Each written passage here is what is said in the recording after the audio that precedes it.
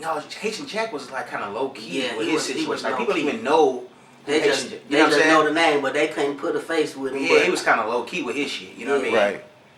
But he was always cool though. He showed us a lot of love as kids. Showed us a lot of love as youngster. When did you start to associate his name with that song from Tupac, Against All Odds?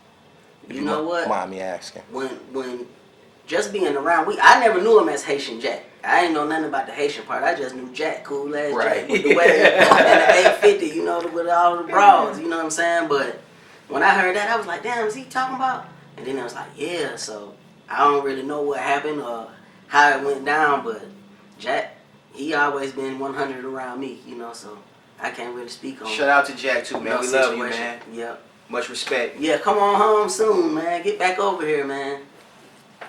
Appreciate y'all. Yeah, basically it's like this, man. How can you classify me as a bad guy when I'm chasing the same person that the government is chasing? Right? You know what I'm saying? I'm chasing drug dealers, killers, you know what I'm saying? And I'm trying to cripple them by taking their wealth from them.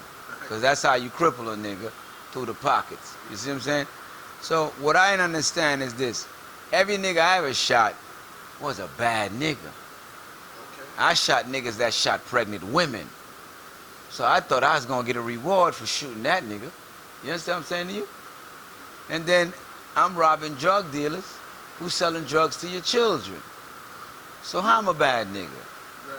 You know what I'm saying? When the feds caught me and said they know what I do, I was worried about something else. They said, yeah, we heard you rob drug dealers. I was in a state of shock, my nigga. I said, you were looking for me because I was robbing drug dealers? You care about these niggas? Right. You know what I'm saying? So they was like, no, but when you put a gun in their face, I said, who told you that? You wasn't there. You know? They started laughing and said, Jack, you know, you put a gun in their face and that's when it becomes our business. I said, listen, homie, it ain't that serious, playboy. You know, if these niggas were selling drugs to your kids, you'd be more than happy that I robbed them.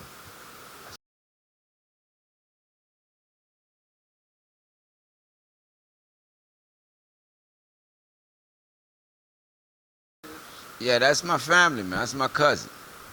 You know what I'm saying? We got all kind of family. Well, in Haiti, man, it's not too much people that are not related. You understand? Right. It might be a good 12 families in Haiti that came over the slave ship, and they all repopulated. Okay. So there's some relation there somewhere, you know, one way or another. You understand what I'm saying to you? Well, it's a great-great-uncle.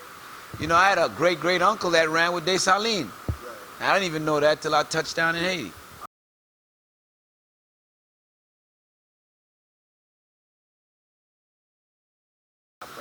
Yeah, it was because people who are on the right side of the law have nothing to worry about when it comes to me.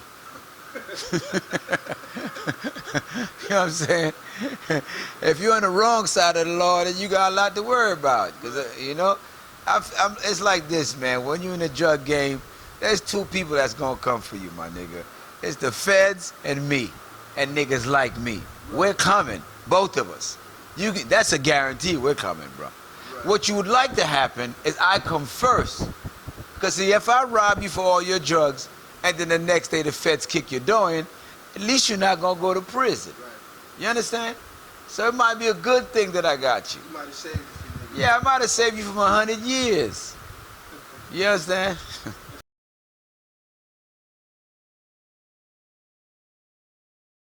I met Mike in the 80s. I think it was like, I think it might be around 85, 86. Was he a boxer yet? Yeah, he was a boxer. He was winning. Oh, he was already knocking niggas out? Yeah, he was knocking niggas out, man. He was a big talk of the hood, big talk. But Scooter and them had knew him through, hanging out through Brownsville. Scooter knew him before me, though. They all went to Spartford together. Him and Homicide, all of them went to juvenile jail in the Bronx, Spartford. Yeah. You never made it to Spartford? Nah, man. When I wasn't my luck. I wish I had got caught at a younger age. Then I would know what I was getting myself into. Right. But as soon as they grabbed me, I was at that age straight to Rikers, baby. Straight to Rikers. Yeah.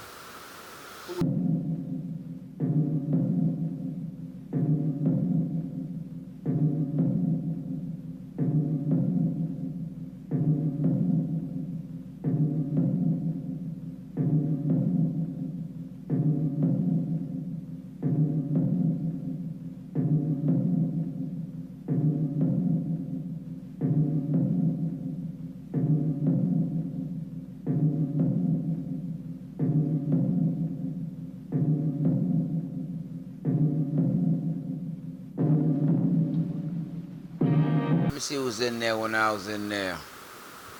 There's a lot of people in there. You know, there was niggas out of Albany Projects, Bogart. My nigga Pop, God bless the dead, from Weeksville. Who was else in there? Oh man, there's a lot of cats. My little nigga Kojak. I think they just deported him back to Guyana. And a stepper from Queens, Jamaican stepper. That's the one that cut Jimmy in his face on Rikers. Who else? Yeah, Sweet L, Gizmo, Big Gizmo from up the hill. A lot of cat niggas, Cadet. God bless the dead Derek Smith. You know what I'm saying? Right. There's a lot of names, dog. I can go in and out.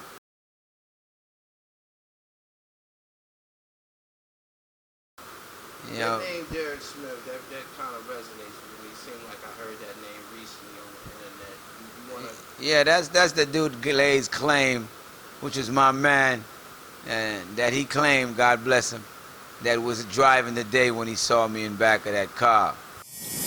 These days and time, what you have seen and what you have witnessed, you have rappers, Jay-Z, 50 Cent, Tupac, Biggie. They want to be like Danny Diamond, Tut, Haitian Jack. You have basketball player Alonzo Mourning want to be like Rafer Edmonds. Haitian Jack. It's like when we was kids on Rikers Island together, we crossed path, you know, what's up, nothing more, nothing less. We used to see each other when we was younger, and as we got older.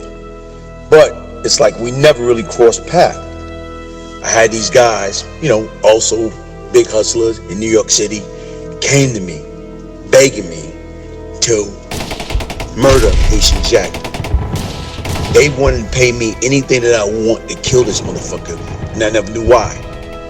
And my thought process was, Haitian Jack never fucked with me, never disrespected me, never did anything to me.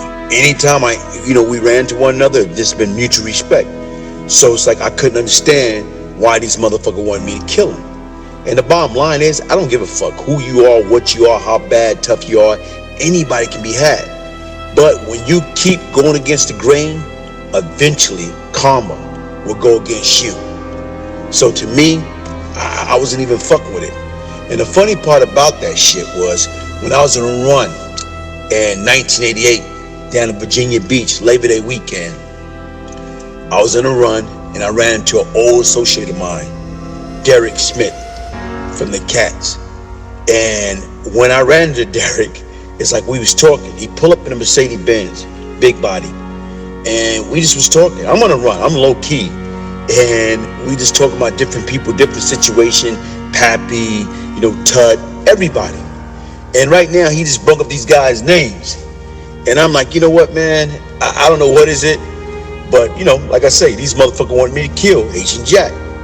And you know what, I don't know Jack like that. Jack never did shit to me. Jack never disrespected me or whatever. So as far as I'm concerned, Jack was cool with me.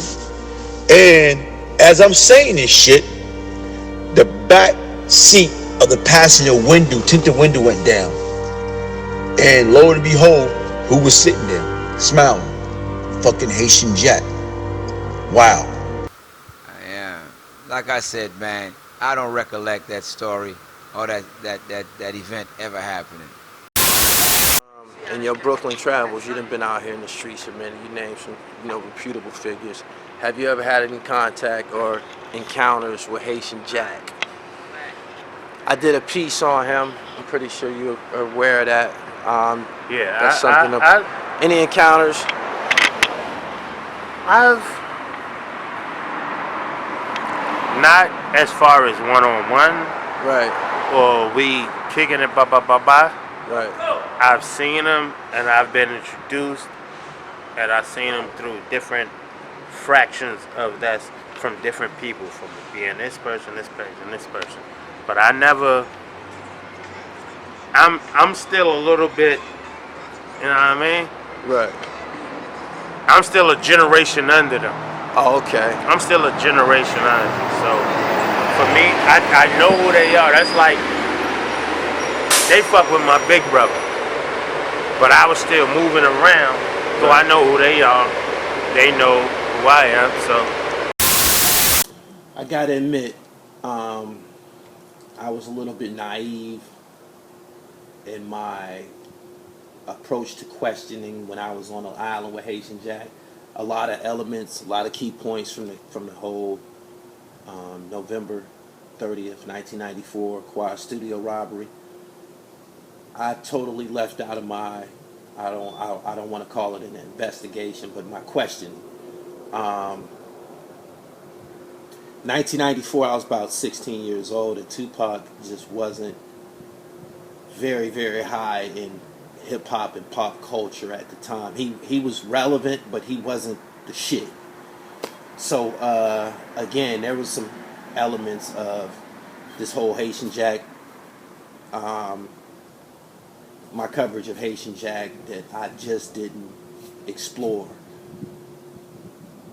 Of the people who are still around from the November 30th, 1994 Quad Studio robbery, most of the people are dead or in jail. Amongst those who are free is Diddy, Andre Harrell, Freddie Nichols, and Little Shawn.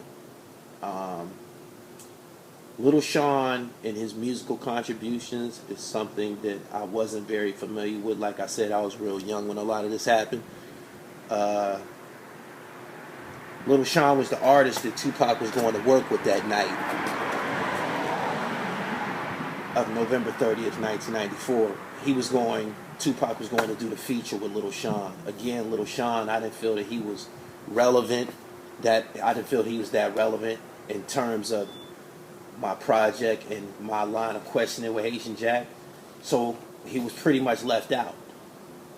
When I arrived back to the States and I released my first segment, I was met with a lot of resistance and a lot of, ill feelings from the general public as well as different media outlets. Of those who were more so a little bit vocal and signifying or implying that Haitian Jack was a snitch was a guy by the name of Tellum Blanco. Tellum Blanco is a Instagram page that I'm very, very fond of. Incredible page that documents urban history, urban culture from the perspective of someone who has spent time in the streets. You get a lot of the gangster content, a lot of the kingpins and stick-up guys that's on this page. Out of all of the gangsters from New York City that's featured on that are name-worthy, who's been left out of Tellum Blanco's page is Jimmy Henchman and Haitian Jack. Jimmy Henchman has been left out for obvious reasons. You got all types of, paperwork or whatever on him online. Haitian Jack has also been left out of Tellum Blanco's page.